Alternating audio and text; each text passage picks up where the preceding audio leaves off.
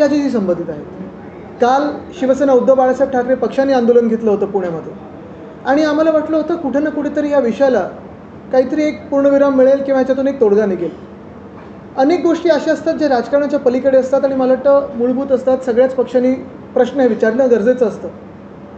तरी देखील गेल्या 2 दिवसामध्ये आम्हाला वाटलं होतं की पहिल्या दिवशी घटना घडल्यानंतर असेल, आपल्याच माध्यमातून लोकांसमोर आल्यानंतर असेल, काल आम्ही आंदोलन केलं त्याच्यानंतर असेल, अनेक वेगळ्या पक्षांनी हा विषय घेतला त्याच्यानंतर असेल, कुठे ना कुठेतरी जी काही घटना, जी दुर्दैवी घटना घडलेली आहे दीनानाथ मंगेशकर हॉस्पिटलमध्ये, त्याच्यावर उत्तर येईल आणि काहीतरी न्याय त्या परिवाराला मिळेल. मला ह्याच्यात परत एकदा मी सांगतो, राजकारण आणायचं नाही, कुठच्याही पक्षाला ह्याच्यात खेचायचं नाही आहे, कुठच्याही व्यक्तीने ह्याच्यात खेचायचं नाही आहे. पण दुर्दैवाची गोष्ट अशी आहे की ज्या राज्यामध्ये भाजपचं एवढं मोठं ताकदीचं सरकार आहे, बहुमताचं सरकार आहे, त्याच राज्यामध्ये जर मुख्यमंत्री महोदय स्वतःच्या कार्यकर्त्यांना असेल, स्वतःच्या जवळच्या लोकांना असेल न्याय देऊ शकत नसतील, तर इतर नागरिकांनी करायचं तरी काय? तसं पाहायला गेलं तर असंच बीड प्रकरणात झालं. त्यांचेच कार्यकर्ते होते, त्यांचेच सरपंच होते, त्यांची हत्या झाली, मंत्र्याचा राजीनामा घ्यायला उशीर झाला आणि ते प्रकरण अजूनही तसंच आहे. न्याय त्या परिवाराला अजून मिळालेला नाही आहे. पण ही जी घटना आहे, एका महिलेचा मृत्यू, प्रेग्नंट महिला होती, गरोदर महिला होती, 2 बालकं तिच्या पोटात, आणि मग जेव्हा तिथे ती एका वेगळ्या स्ट्रगलमध्ये होती, एका वेगळ्या कठीण परिस्थितीत होती. जे काही आम्ही ऐकतोय ते हॉस्पिटल प्रशासनाने सांगितलं की 10 लाख रुपये द्या, नाहीतर आम्ही तुम्हाला ॲडमिट करू शकत नाही. मी पुन्हा एकदा ह्याच्यात कुठच्याही डॉक्टरांना दोष देऊ इच्छित नाही. डॉक्टरांना दोषी पकडू शकत नाही. डॉक्टर मेहनत करत असतात, त्यांची सेवा लोकांची करत असतात. पण महत्त्वाची गोष्ट म्हणजे हॉस्पिटल प्रशासनाला हे सरकार जाब विचारणार आहे की नाही, हा एक प्रश्न आज उपस्थित होतो. आणि मी हे एवढ्यासाठीच समोर आपल्या मांडत आहे कारण ह्याच्यावर धक्कादायक गोष्ट ही होती की ज्या रात्री हे सगळं घडलं, की ज्या वेळेला हे सगळं घडत होतं, मुख्यमंत्री मदत निधी जे सहायता कक्ष आहे त्या कक्षातून 5 फोन जवळपास ते हॉस्पिटलला गेलेले आहेत. कदाचित ते आमदार महोदय असतील, त्यांच्या घरातूनही फोन गेले असतील. पण जे हॉस्पिटल प्रशासन एका गरोदर महिलेला सांगू शकतं किंवा तिच्या परिवाराला सांगू शकतं की मंत्र्यांनी करो, मुख्यमंत्र्यांनी करो, कोणी फोन केला तरी 10 लाख रुपये द्या, नाहीतर आम्ही तुम्हाला ॲडमिट करणार नाही, ही मगरुरी, हा माज, ही मस्ती, हे फडणवीस सरकार उतरवणार आहे की नाही, आज हा सरळ प्रश्न आहे. असे अनेक हॉस्पिटल्स महाराष्ट्रात आहेत जे PPP मॉडेलवर चालतात किंवा प्रायव्हेट चालतात, चॅरिटीवर चालतात. अनेकदा ह्याच्यावर प्रश्न उचलले गेलेले आहेत, चर्चा देखील होते विधानभवनामध्ये. त्याचसोबत मागच्या वर्षी मला वाटतं जेव्हा फडणवीस साहेब DCM होते तेव्हा त्यांनी एक चॅरिटीज कमिशनरचे रिपोर्ट बनवला होता. त्या रिपोर्टचं पुढे काय झालं, तो रिपोर्ट पब्लिकमध्ये आला नाही आला, मला ह्याच्यात जायचं नाही आहे. या हॉस्पिटलनी टॅक्स भरलाय नाही भरलाय, किती देणं लागतं सरकारला, मला त्याच्यात जायचं नाही आहे. पण जर ह्या हॉस्पिटल्सना आपण 1 रुपयाच्या किमतीने जमीन देत असू, अनेक सवलती देत असू, आणि हे सगळं होऊन देखील चला आत्ता ह्या मिनिटाला दुर्दैवाने ती व्यक्ती, त्या ज्या महिला आहेत त्या भाजपच्या आमदाराच्या, मला वाटतं PAच्या पत्नी होत्या, तरी देखील जर सामान्य पुणेकर त्या हॉस्पिटलमध्ये गेला तर तो सुरक्षित आहे का? त्यांना सेवा मिळणार आहे का? आणि मला आठवतं की प्रशासनाने देखील याच्यावर थोडं लक्ष देणं गरजेचं आहे हॉस्पिटलच्या, आणि सरकारने देखील. कोविड काळ असताना उद्धव साहेबांनी एक निर्णय दिला होता की कोणी व्यक्ती अशी इमर्जन्सीमध्ये कुठच्याही हॉस्पिटलमध्ये आली तर नाकारू शकत नाही तुम्ही, त्यांना ट्रायज एरियामध्ये नेणं त्यांचं कर्तव्य आहे त्या हॉस्पिटलचं, आणि मग ते पेशंट स्टेबल झाल्यानंतरच तुम्ही पुढचं काही विचारू शकता किंवा दुसऱ्या हॉस्पिटलमध्ये ट्रान्सफर करू शकता. पण आज पुन्हा एकदा प्रश्न हाच उपस्थित होतो की जर भाजपचे स्वतःचे कार्यकर्ते असतील किंवा त्यांच्या पक्षात त्यांना पक्ष मानणारे लोक असतील, हे ह्या राज्यात ज्यांना न्याय मिळत नसेल तर मग इतरांनी करायचं तरी काय, हा एक मोठा प्रश्न उपस्थित होतो. दुसरं म्हणजे प्रत्येक हॉस्पिटलला त्यांचा डॅशबोर्ड बेड्सचा हा सरकारला खुला करून द्यायचा असतो. ह्या दीनानाथ मंगेशकर हॉस्पिटलचा डॅशबोर्ड खुला आहे का? जर त्यांना असे व्यक्ती वाटत असतील की 10 लाख रुपये द्या, नाही तर मी तुम्हाला घेणार नाही, मग सरकारने देखील प्रश्न विचारले पाहिजे की तुमचे टॅक्स कुठचे बाकी आहेत का, तुमचं देणं काही लागतं का सरकारला, आणि कडक कारवाई ह्या हॉस्पिटल काय होणार आहे, सरकार हे हॉस्पिटल चालवायला घेणार का, हे देखील मला वाटतं महत्त्वाचे प्रश्न आज फडणवीस साहेबांनी उत्तर त्याचं दिलं पाहिजे. त्याचबरोबर याच हॉस्पिटलनं आता निर्णायक भूमिका घेत असं म्हटलेलं आहे की आम्ही आता इथून पुढं अनामत रक्कम न स्वीकारता पेशंटला ॲडमिट केलं जाईल. परंतु ज्या प्रकारे काल एखादा खून झाल्यानंतर तुम्ही ते हत्यारेकडून घेणार आहे का लिहून की आता पुढे खून करणार नाही तुम्ही? हा मृत्यू कोणामुळे झाला म्हणजे तुम्ही मान्य करता ना की तुम्ही रकमेसाठी थांबला होतात.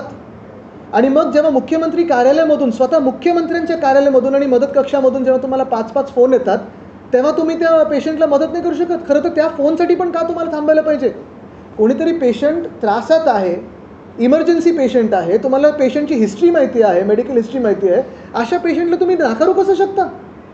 आणि मग परत एकदा हा प्रश्न येतो ना की जर असे म्हणजे चला मी या महिलेला VIP पेशंट पण नाही म्हणत, पण असे कोण VIP फोन कॉल येत असतील आणि तरी देखील तुम्ही तुमची मस्ती दाखवणार असाल तर मग हे हॉस्पिटल सरकारने त्या ट्रस्टकडून घेऊन स्वतःकडे का नाही घ्यावं चालवायला? महापालिकेला का नाही द्यावं चालवायला? महापालिकेकडे अनेक पेशंट येतात असे जे इमर्जन्सीमध्ये असतात आणि महापालिकेचं कर्तव्य असतं किंवा राज्य सरकारचं कर्तव्य असतं आणि ते पालन करतात. मग ह्या हॉस्पिटलला का आता हे सुचलं नाही? हॉस्पिटलला चौकशी समिती नेमली होती त्याच्यामध्ये म्हटले की अगोदर रेग्युलर चेकअप होतं, त्या रेग्युलर चेकअपला देखील ह्या महिला येत नव्हत्या. बघा जे काही असेल काही त्याचं कारणं देत असतील, रेग्युलर चेकअपला येत नसतील, पेशंट हिस्ट्री माहिती असेल, पण जेव्हा एखादी व्यक्ती तुमच्याकडे इमर्जन्सीच्या सिच्युएशनमध्ये येतं तुमचं जीव वाचवणं कर्तव्य नाही आहे प्रशासनाचं. आणि म्हणूनच मी सांगतो ना की ही समिती नेमली कोणी होती? हॉस्पिटलनी. दोषी कोण आहे? हॉस्पिटल आहे.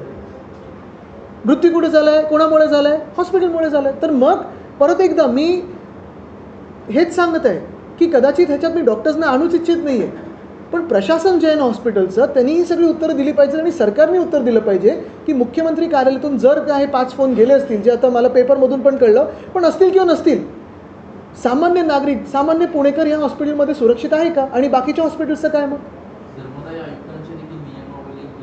त्यांचा एक रिपोर्ट आहे जो DCM साहेबांनी मला वाटतं अजून टेबल केलेला नाही आहे. तो रिपोर्ट पाहिला तर अनेक हॉस्पिटल्स आहेत, पण मी पुन्हा एकदा सांगतो मला ह्याच्यात जायचं नाही आहे.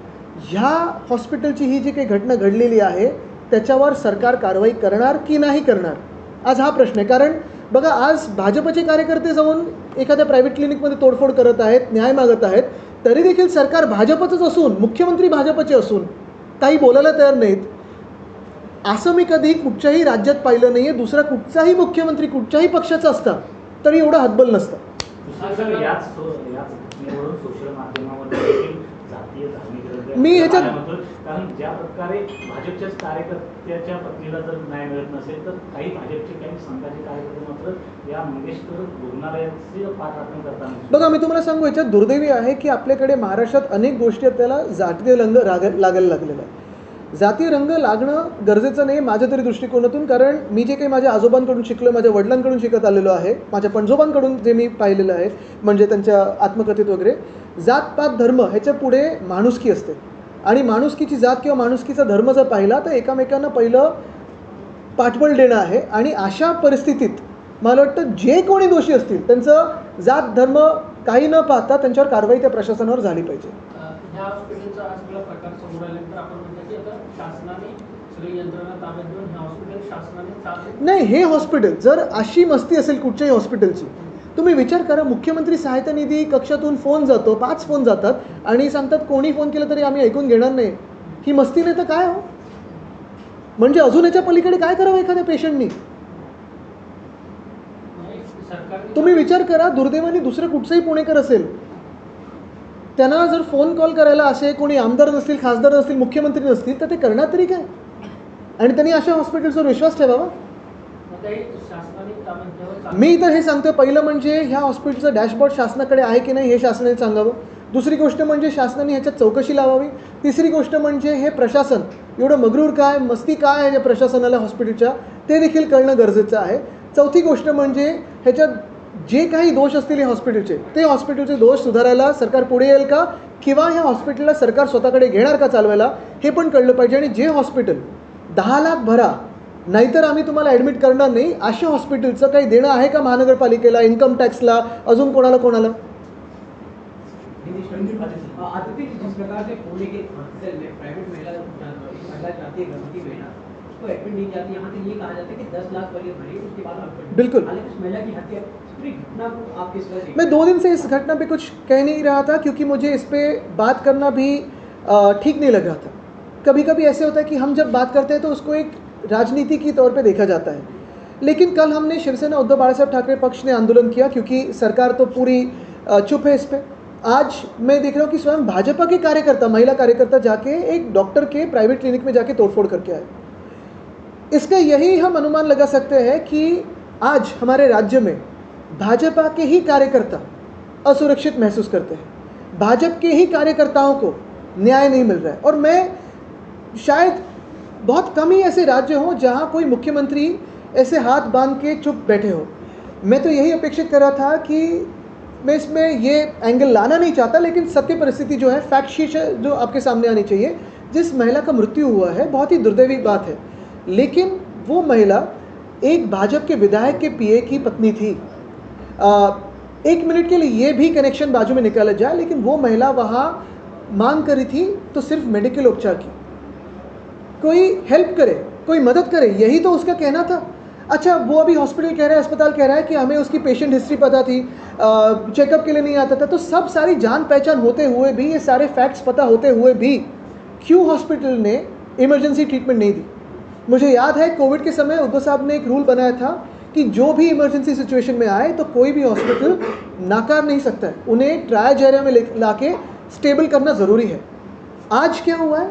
तो बहुत ही ख़राब घटना ये हुई कि उस महिला की मृत्यु हो गई, एक ने पत्नी खो गई, 2 बच्चों ने अपनी माँ खो दी है। लेकिन सबसे बड़ी बात यह है कि उस हॉस्पिटल ने मानवता खो दी।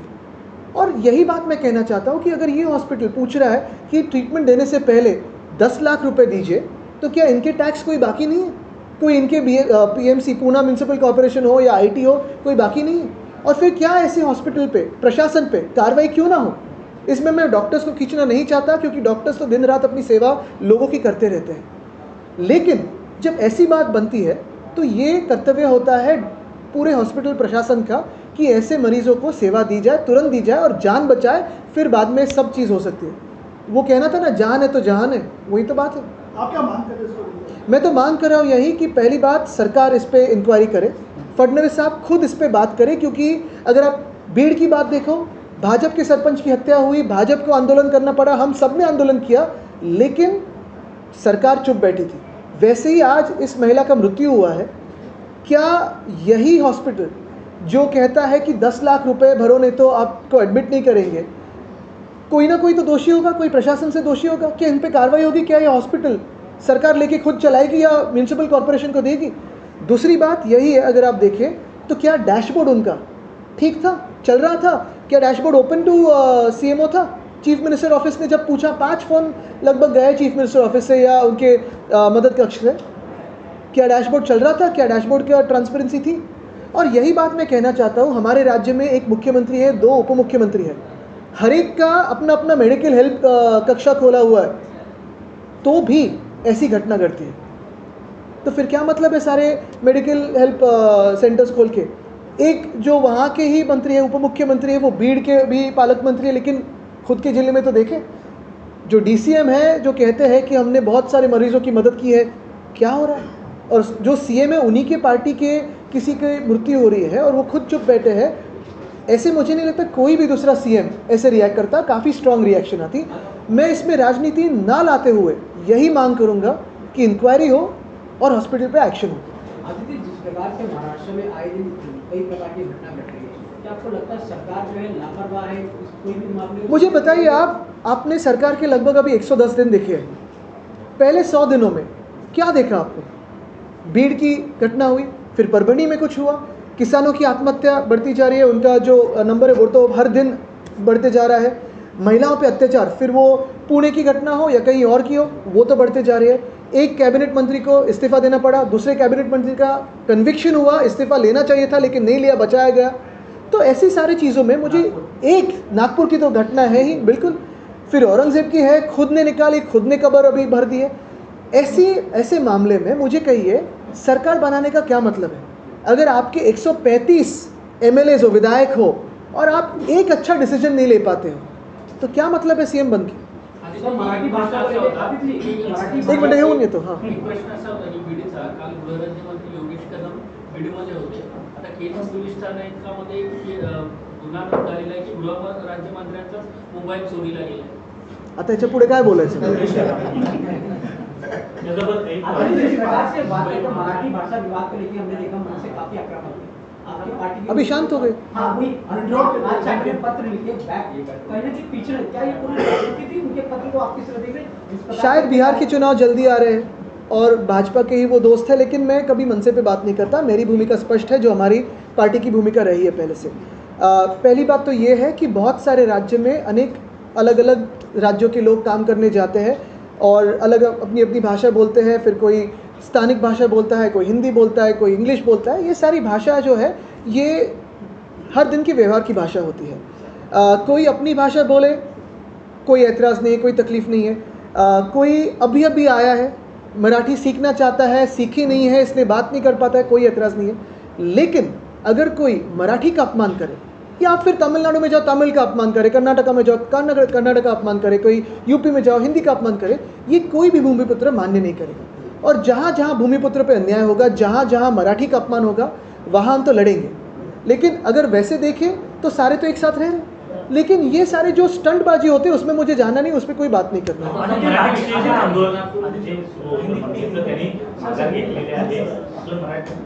आमचं तर स्पष्ट मत आहे आणि आमची आंदोलन तुम्ही पाहिली असाल गेल्या 5-6 महिन्यामध्येच नाही तर गेल्या 50 वर्षामध्ये मराठीबद्दल असेल किंवा भूमिपुत्राबद्दल आंदोलन असतील, जिथे जिथे मराठीवर अन्याय होतोय, मराठी भाषेचा अपमान होतोय किंवा भूमिपुत्रांवर अन्याय होतोय, तिथे आम्ही आंदोलन करायला कुठेही मागे हटणार नाही.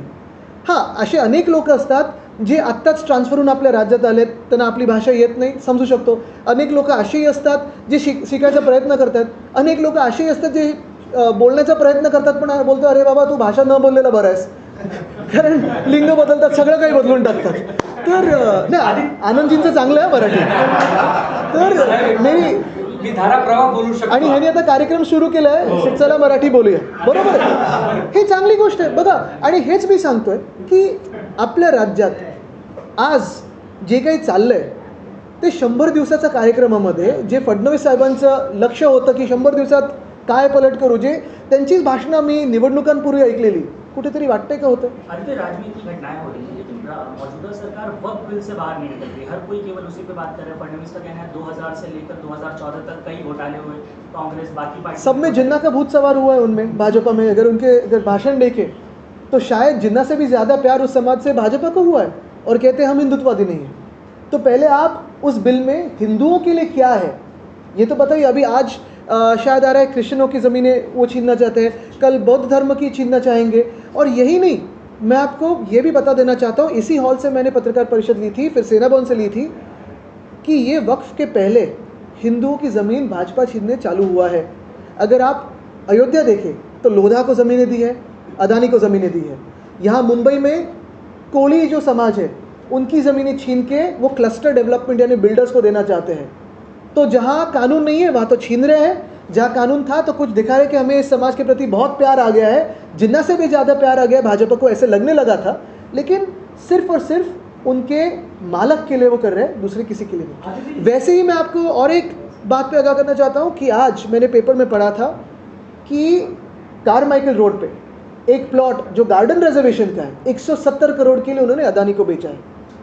तो आज बीएमसी ने जब ऑब्जेक्शन लिया, स्टेट ने वो ऑब्जेक्शन को ओवरटर्न किया. इसलिए ही भाजपा मुंबई जीतना चाहती है, आपके लिए नहीं, हमारे लिए नहीं, इनके लिए नहीं, सिर्फ अदानी के लिए, उनके मालिक के लिए. जिस प्रकार से अमेंडमेंट बिल दोनों सभा में पास हुआ, लोकसभा और राज्यसभा में, अब मुस्लिम पक्ष कई मुस्लिम वर्ग जो है इसका विरोध प्रदर्शन कर रहे हैं कि हम सड़क पर आके प्रदर्शन करें. क्या शिवसेना प्रदर्शन? मुझे लगता है हम हिंदुओं ने भी प्रदर्शन करना चाहिए कि आज आपने हमारा इस्तेमाल किया, कह रहे थे हिंदुओं के लिए ये है, इसमें हिंदुत्व का क्या है? दिखाइए मुझे एक शब्द जो हिंदू हित का है. और इससे पहले अगर अयोध्या में, फिर वाराणसी में हो, या अभी पंढरपुर में जो कोशिश करे, या मुंबा देवी के वहाँ कोशिश करे, जो इनके बिल्डर दोस्तों ने हमारी हिंदू मंदिरों की ज़मीन छीनी है, वो लेके हिंदू मंदिरों को वापस दे दे, तो मैं इनको हिंदुत्ववादी मानूंगा. मैं तो कहता हूँ इस बिल के खिलाफ हिंदुओं ने भी उतरना चाहिए, क्योंकि इसी बिल के वजूद पे वो हिंदुओं की भी ज़मीनें छीनना चाहते हैं, हमारी ज़मीनें छीनना चाहते हैं. मैं यही कह रहा हूँ ना कि हिंदू भी उतरना चाहिए, क्योंकि नेक्स्ट टारगेट इनका यही है कि जो अदानी और इनके जो दोस्त है, लोधा वोधा सब जो बिल्डर दोस्त हैं, उन्हीं के हाथों में ये ज़मीन देना चाहते हैं. और ये सिर्फ न वक्फ के बारे में। जैसे मैंने कहा, इसके पहले कोली बांधों की कोली समाज की ज़मीनें लेना चाहते थे, अयोध्या में तो ले ली है। बनारस में जाइए, पूछे पुजारियों से कैसे स्टोन कटर से मूर्तियाँ तोड़ी है, पुराने मंदिर तोड़े हैं वहाँ। ठीक आहे, धन्यवाद. सर, आता येत्या काळामध्ये शिवसेनेच्या शाखामध्ये मराठी शिकवलं जाईल अमरावती? ओ, हे वर्षानुवर्ष चाललंय. तुम्हाला सांगतो, एकतर वर्षानुवर्ष आमची स्थानिक लोकाधिकार समिती सगळ्या बँकांमध्ये, रेल्वेजमध्ये वगैरे जिथे जिथे आमच्या युनियन आहेत, BKS पण तेवढेच अग्रेसर असते. शिवसेना भवनात असेल किंवा अनेक ठिकाणी UPSCचे क्लासेस, MPSCचे क्लासेस, IBPSचे क्लासेस, परीक्षेला सामोरी कसं जायचं, हॉटेलमध्ये जर तुम्हाला नोकरी पाहिजे असेल तर जे कॉन्व्हर्सेशनल इंग्लिश आहे ते कसं बोलायचं, मराठी भाषामध्ये तुम्हाला अजून काही पॉलिसी, हे सगळे क्लासेस मोफत आपण वर्षानुवर्ष चालवत आलेलो आहोत. आता आनंदजींनी एक वेगळा प्रयत्न करतायत की उत्तर भारतीय जे अनेक वर्ष राहत आलेत, आनंदजींसारखे ते खूप चांगली मराठी बोलतात. पण काही लोकांनी शिकायचं असेल, कारण तुम्हाला एक सांगतो, ज्या राज्यात तुम्ही जाता त्या राज्यातली भाषा, संस्कृती शिकणं, त्याचा आदर करणं, जसं मी कुठच्या राज्यात गेलो तर मी तिकडचं करेन, हे प्रत्येकाचं मला वाटतं कर्तव्य पण आहे आणि तुम्हाला तेवढी मदत पण होते. धन्यवाद.